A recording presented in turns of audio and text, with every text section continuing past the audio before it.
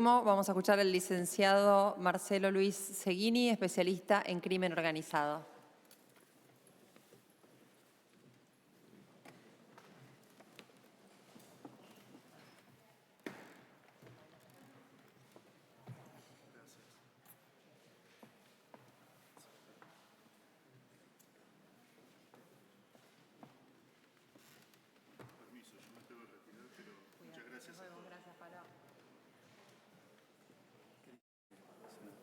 Gracias. Bueno, vamos a escuchar al licenciado Seguini y después si hay alguna pregunta de algún senador, la hacemos.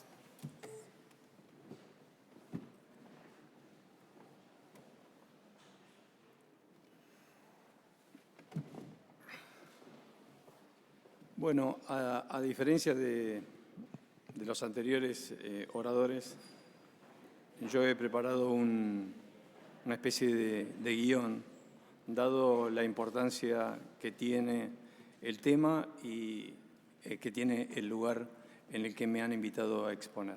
En primer lugar, quiero agradecer la invitación y oportunidad de exponer en este plenario de comisiones del Honorable Senado de la Nación, que me ha dado la presidenta de la Comisión de Seguridad Interior, la senadora Carolina Lozada, sobre la media sanción de diputados venida en revisión de la Ley de Abordaje Integral del Crimen Organizado, denominada, desde el punto de vista publicitario, Ley Antimafia.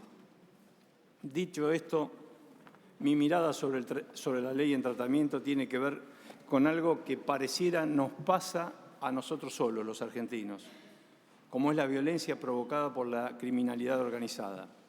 Permítanme decir que nuestro país sufre los mismos problemas que tiene toda América Latina, del cual nosotros no somos la excepción.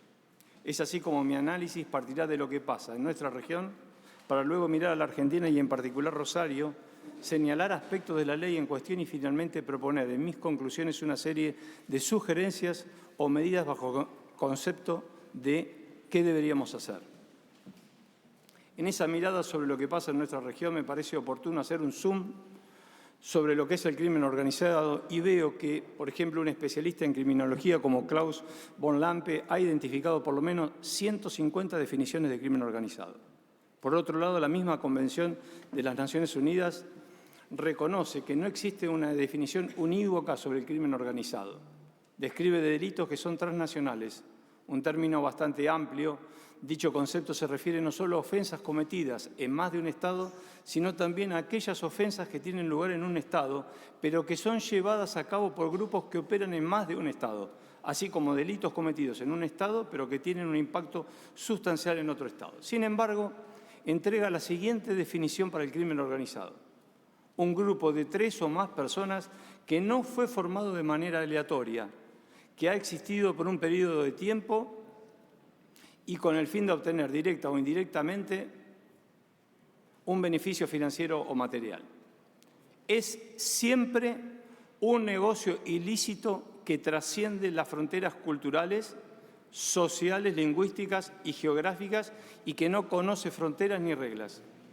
También debe ser analizado como un fenómeno de mercado o ecosistemas criminales, es decir, son empresas que funcionan por lucros en entornos corporativos, empresariales, en mercados de la economía formal. Es así como pasamos de la figura del patrón del mal, Pablo Escobar Gaviria, a empresarios fantasmas. Es una industria siempre cambiante, adaptándose a los mercados y dando lugar a nuevas formas del crimen. Sus actividades ya las conocemos, nombro algunas: tráfico de drogas, el tráfico ilícito de inmigrantes, la trata de personas, el blanqueo de dinero, como dijo el senador, el tráfico de armas, etc.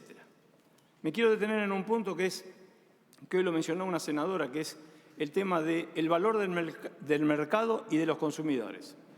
Observando el informe de las Naciones Unidas del 2023, se registra un aumento del consumo de las drogas del 20%. Es decir, unos 300 millones de habitantes consumen drogas. Un récord de consumo de cocaína y nuevos opioides sintéticos, como los nitazenos, que es más potente que el fentanilo, que ya era más potente que la heroína. Se estima que el crimen organizado genera 870.000 millones de dólares al año, es decir, 6 veces el presupuesto de la asistencia oficial para el desarrollo y equivalente al 7% de las exportaciones mundiales de mercaderías. El tráfico de drogas, para ir a algunos ejemplos, según la DEA, y que sigue siendo la forma más lucrativa de negocio para los delincuentes, podría superar los 500.000 millones de dólares. Es decir, que si lo comparamos con el PBI de algunos países, podríamos colocar este importante mercado en el puesto 21 o 22 de la lista de los estados más ricos del mundo, por delante de potencias como Noruega, Bélgica o Argentina. La trata, según la Organización Internacional del Trabajo, el número de víctimas es de alrededor de más de 2,5 millones de personas y sus ganancias superan los 32.000 millones de dólares. El tráfico ilícito de migrantes genera solamente entre América Latina, es decir, Centroamérica y América del Norte, un tráfico ilegal de más de 3 millones de personas.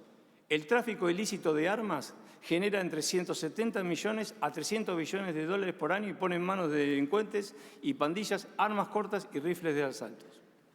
Pregunta, ¿por qué es tan violenta América Latina en su criminalidad? Primero, por la debilidad de las instituciones de gobierno para controlar el territorio físico.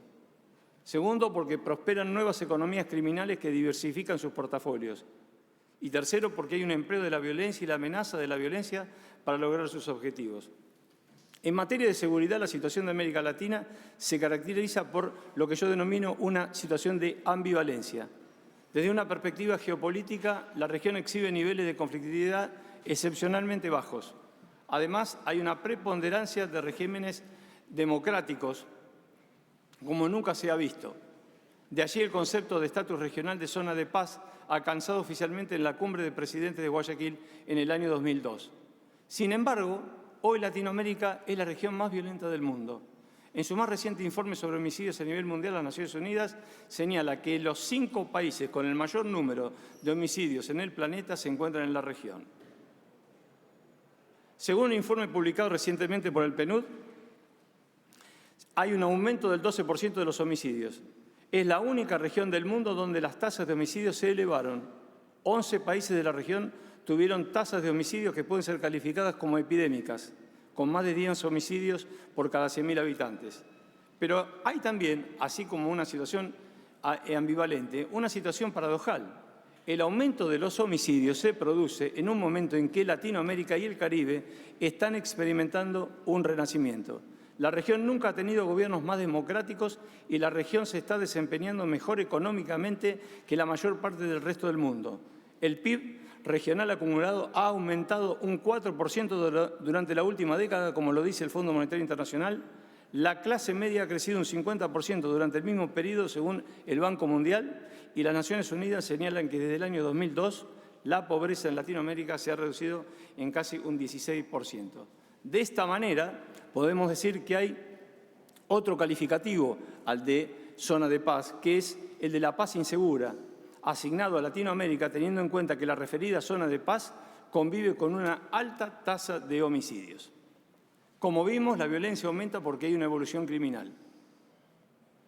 Yendo a nuestro país, me parecía oportuno ver el contexto político, jurídico y de seguridad que se da y preguntarme por qué la ley. Desde el punto de vista de la seguridad ciudadana, podríamos decir que en nuestro país hay factores de clara incidencia directa en la difusión y profundización de la criminalidad, como son la impunidad, la corrupción y la fragilidad estatal. Señalo también que, al igual que lo que pasó con el paquete de leyes denominado Ley Bases para la Libertad de los Argentinos, en materia de seguridad, el Ministerio de Seguridad ha establecido un paquete de normas, de emprendimientos que yo lo denomino como Ley Bases de Seguridad. Esto está expresado en frases como las que hemos escuchado, como aquella de ley y el orden y el que las hace las paga, y en diferentes instrumentos, endurecimientos en las marchas de piquetes, el protocolo, el famoso protocolo antipiquetes, el Registro Nacional de Datos Genéticos, el Programa Nacional de Entrega Voluntaria de Armas de Fuego, que creo que el Senado y esta comisión lo iban a tratar, el Programa Nacional de Entrega Voluntaria de Armas de Fuego, el Plan Bandera, el proyecto de ley antimafia que estamos en referencia, la modificación de la Ley de Seguridad Interior, el proyecto de ley de reiterancia, la elevación de penas para delitos contra la autoridad, la ley de baja de la edad de imputabilidad y el reemplazo de las cúpulas de la Fuerza de Seguridad. Quizás esta ley venga a atacar lo que se denominan también áreas sin Estado, ingobernadas o incluso agujeros negros, como lo señaló hace poco en su visita a la Argentina la subsecretaria de Asuntos Estratégicos de los Estados Unidos, que dijo que el narcotráfico o las organizaciones criminales compiten contra el Estado, generando un Estado en sí mismo que afecta a la soberanía de los Estados gobernados. También pareciera esta ley una respuesta reactiva por parte del PEN ante los hechos de violencia y criminalidad extrema de Rosario por parte de los clanes rosarinos, las bandas del conurbano y los grupos criminales de las villas 11, 14 y 31. Y, por supuesto, por la urgente necesidad de un cambio radical con respecto a las drogas como una deuda de la democracia. Según el último informe del Cedronal, recientemente publicado, 8 de cada 10 argentinos consideran que pueden conseguir marihuana o cocaína. En Argentina, sí, ya redondeé, ya termino. Más de 2 millones de argentinos consumen marihuana, 200.000 argentinos consumen cocaína y el 72% de las causas en la justicia por drogas son por narcomenudeo, provocando un gasto enorme del Estado y cárceles llenas en este sentido. Voy directamente a las conclusiones, sin señalar algunas otras cuestiones.